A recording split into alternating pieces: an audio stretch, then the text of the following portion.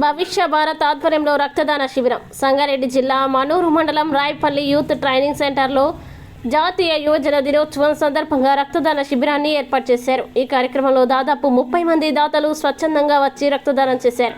గ్రామీణ ప్రాంతాల్లో అవగాహన పెంపొందించాలి అనే ఉద్దేశంతో రాయపల్లి గ్రామంలో కార్యక్రమాన్ని నిర్వహించామని, ఈ కార్యక్రమాన్ని నారాయణఖేడ్ బ్లడ్ డోనర్స్ వారి సహకారంతో నిర్వహించామని భవిష్య భారత్ సభ్యులు జహంగీర్ తెలిపారు.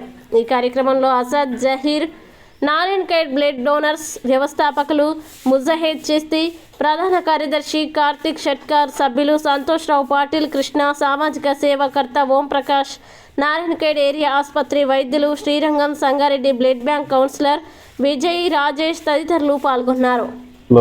సభ్యునిగా పనిచేస్తూ ఉన్నాను. అయితే అందరికీ ముందుగా జాతీయ యువజన దినోత్సవ శుభాకాంక్షలు. సో ఈ జాతీయ యువజన దినోత్సవాన్ని పురస్కరించుకొని మన గత 2 సంవత్సరాల నుండి ఈ రక్తదాన శిబిరాన్ని అనేది ఏర్పాటు చేసుకుంటున్నాము. సో ఈ గత 2 సార్లు కూడా ఇస్లాంపూర్ మరియు ఉసిరికపల్లి, ఈసారి రాయపల్లిలో ఇట్లా మారుమూల ప్రాంతాల లోపల ఈ రక్తదాన శిబిరాన్ని ఏర్పాటు చేయడం వల్ల ఇక్కడ ఉన్నటువంటి లోకల్ ప్రజలు ఎవరైతే ఉన్నారో వాళ్ళకు ఉన్నటువంటి అపోహలు కానీ భయాలు కానీ తొలగించి దీని పట్ల అవగాహన పెంచాలనే ఉద్దేశంతో ఈ క్యాంప్ని ఏర్పాటు చేయడం జరిగింది. సో దీనికి మంచి స్పందన వస్తుంది. చాలామంది వచ్చి స్వచ్ఛందంగా రక్తం కూడా ఇస్తున్నారు.